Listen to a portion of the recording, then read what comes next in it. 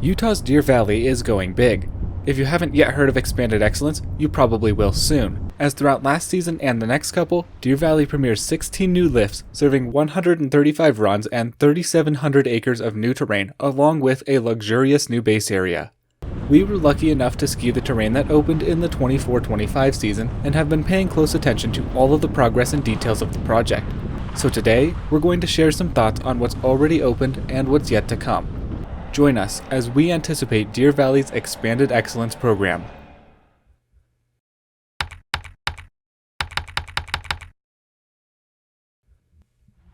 In the late 2010s, New York City real estate developer Extel began purchasing land a few miles away from Deer Valley. On this land, they began planning for the base village of a new ski area which was to be constructed adjacent to the existing resort. It was intended to be called Mayflower, and for years sat in limbo over who would operate it. Rumors swirled of Vail trying to surround Deer Valley or of Boyne finally getting a big resort in the Central Rockies, but eventually, in 2023, the obvious operator was announced: Alterra, the operator and owner of Mayflower's neighbor, Deer Valley. Thus was born the Expanded Excellence program, which replaced the vision of the entirely new Mayflower resort as a massive expansion for the existing Deer Valley. Carried with this operating structure was the agreement to be a ski-only development, in line with Deer Valley's historical regulation. Construction was already in progress, and a targeted opening date of late 2025 was announced. The project still remains on track, although many small details have changed over time.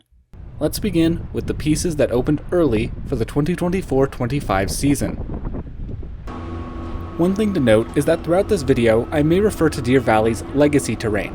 While not an official term, this is what I'm using to refer to all of Deer Valley's old footprint which existed before Expanded Excellence, including but not limited to Little Baldy Peak, Bald Eagle Mountain, Bald Mountain, Flagstaff Mountain, and Empire Canyon. The premier piece opened last season was the Keetley Express 6-pack, the first of its kind for Deer Valley. Rather surprisingly, despite its reputation as a luxury mountain, Keetley was the first of Deer Valley's lifts to seat more than 4, to offer protective bubbles, or to offer heated seats. And let me say, Keetley is nice. This is coming from a guy who traveled to Big Sky in 2018 to ride Ramcharger 8. If you know, you know. Along with it, Keetley brought a nice intermediate pod and the first access to the new base village. These trails are nice, albeit with some flaws we'll discuss in a minute. One of the greatest benefits opened in 2024 was not in the Keetley pod itself, but rather running down the side of Bald Mountain. That would be Green Monster and its two blues, the three of which offered the first top-to-bottom continuous trails in Deer Valley. Before, if you skied down Bald, you would have to take a brief intermission to ride up Crown Point or Mountaineer in order to continue your journey down. With Green Monster, you get 3,200 vertical feet of uninterrupted skiing. While a multi-lift lap this past season, for the future, these trails will be one lift lap capable, which offers quick runs of lengths Deer Valley has never offered before. Also opened in the 2024-25 season were the Hoodoo and Aurora quads. Hoodoo is a detachable quad anchoring the East Village learning area. With easier loading and unloading than a fixed grip and automatic bar lowering, locking, and raising, Hoodoo is about as good as it gets when it comes to beginner lifts. Aurora is a fixed grip quad, but it's incredibly short and takes no more than a few minutes. It has a loading carpet and luxury chairs as well, making it a nice and easy ride.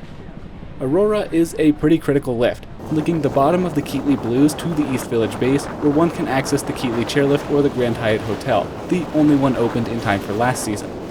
This was required for every lap this past season, but will be augmented next year by a lift we'll talk about in a minute. Now for our reflection on what has already opened. The biggest issue we saw, by far, was the elevation.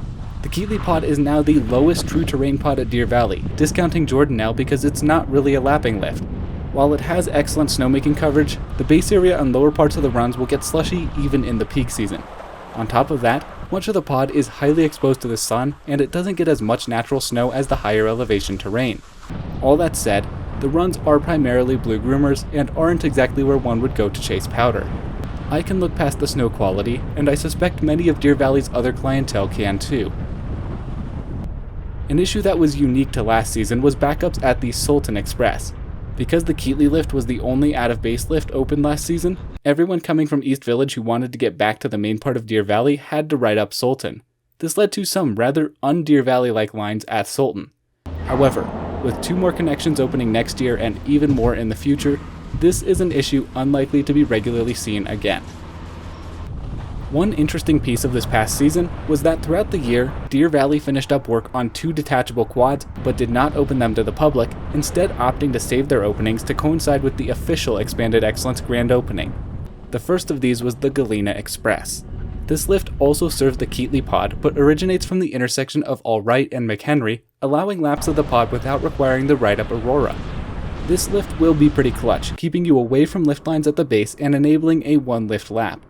The other lift was the Pioche Express, which starts adjacent to Aurora and runs toward the Jordanelle area of the Legacy Terrain. We will discuss it further in the next section. So with that, let's go ahead and move on to the anticipated openings for the 2025-26 season. Now, a quick disclaimer. Everything from here on in this video is primarily guesswork. We've seen plenty of big projects and can make some solid predictions, but beware that some of this may be misinformed or straight up false.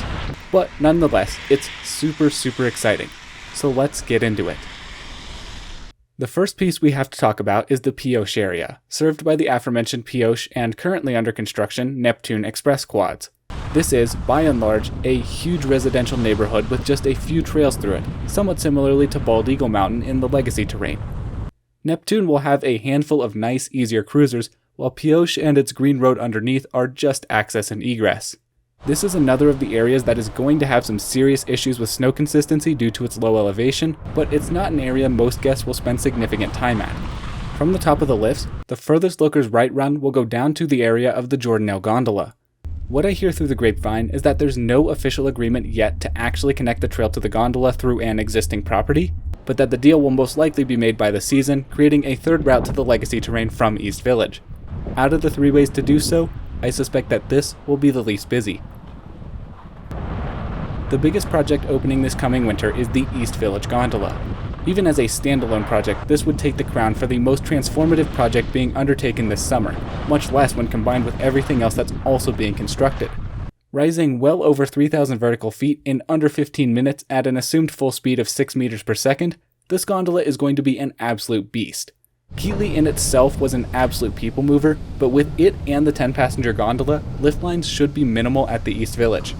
The gondola will go to Park Peak, serving as the lapping lifts for runs like Green Monster, and will have a mid-station on Big Dutch Peak. Off of Big Dutch, there will be a pod of intermediate and advanced runs. Because these are only accessed off of the midway station on a gondola, I suspect that these runs will be fairly empty. Of course, this expansion wouldn't exactly be record-breaking without a handful of other trails, and all that comes in the Park Peak area. On the easternmost face of Park Peak will be the Revelator Express detachable quad, serving the top half of a primarily advanced pod. The lower runs will drain all the way down to the Vulcan Express detachable quad, which will terminate in a location allowing easy access to Revelator for laps of the full pod. Revelator was originally slated to be a 6-pack serving the full pod bottom to top, but the character of the runs in each section is different enough to demand separate lifts.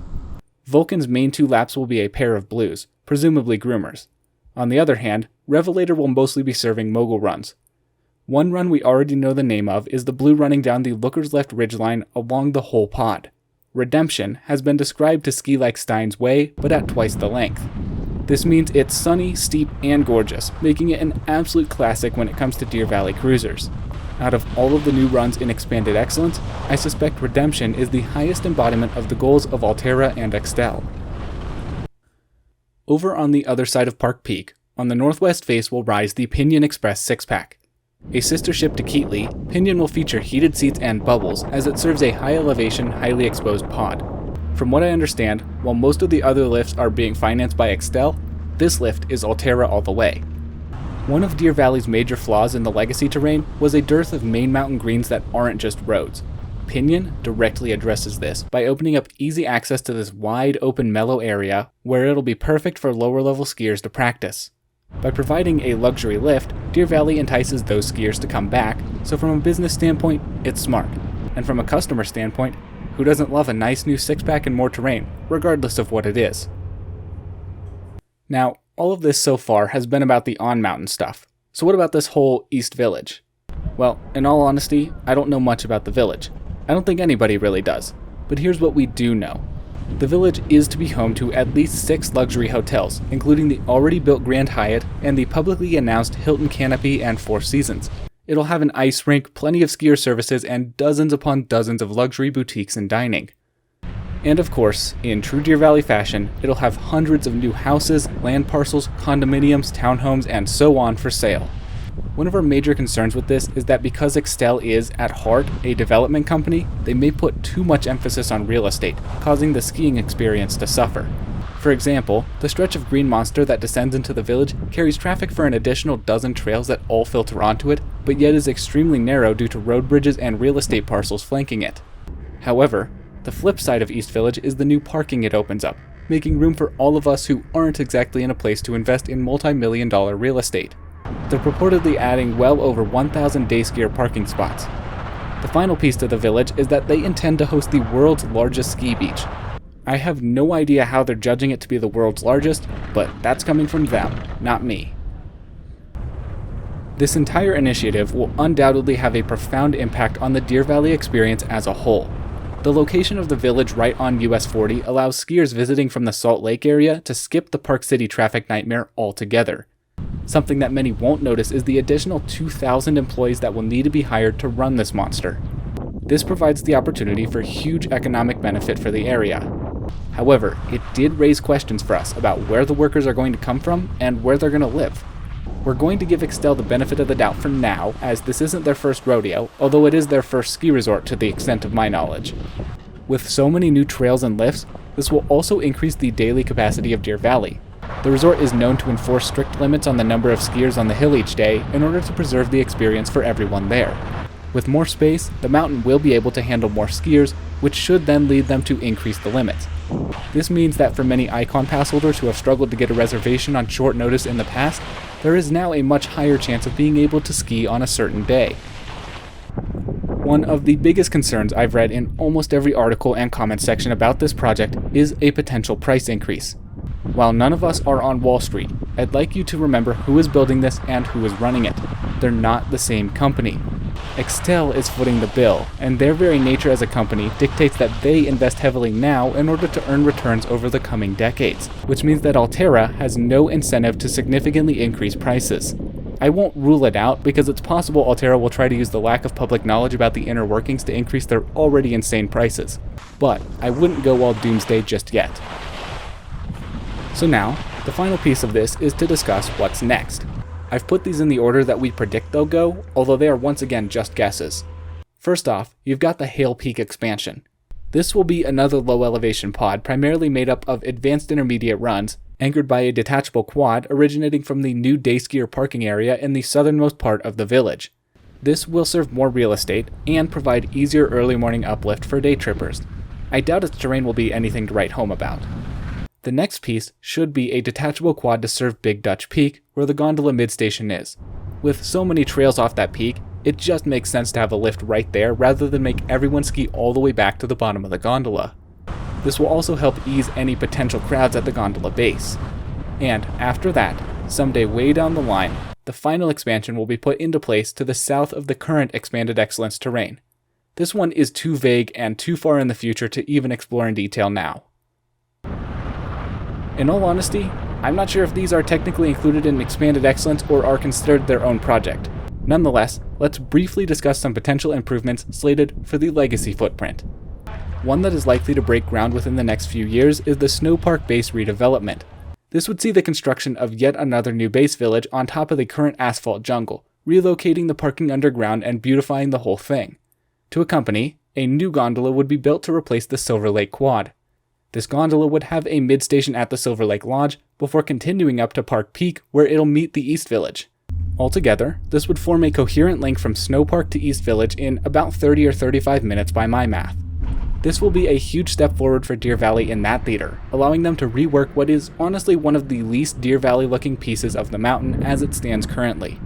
The finality of this project is still a ways away, but with the new East and Snow Park villages and the gondola network between them, Deer Valley could realistically compete with some top-tier European mountains in the near future.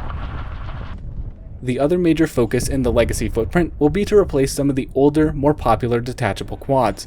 These include Carpenter on Bald Eagle, Wasatch on Bald, and Northside on Flagstaff. If I were a betting man, I would go with Northside first, then Carpenter, and Wasatch last. However, there's a reason I don't gamble. Alright, so there you have it. That's everything we're anticipating for this coming season and beyond from this absolutely insane undertaking. We would love to hear any thoughts you guys have down below, and if you have any questions, put them down there as well. A shout out to Cooper McDonough for correctly guessing the mystery run in 20 ways to describe snow. If you want to be shouted out in a future video just like this, keep an eye out for mystery runs and guess them in the comments below. Thank you all so much for watching. All my love, I'm out.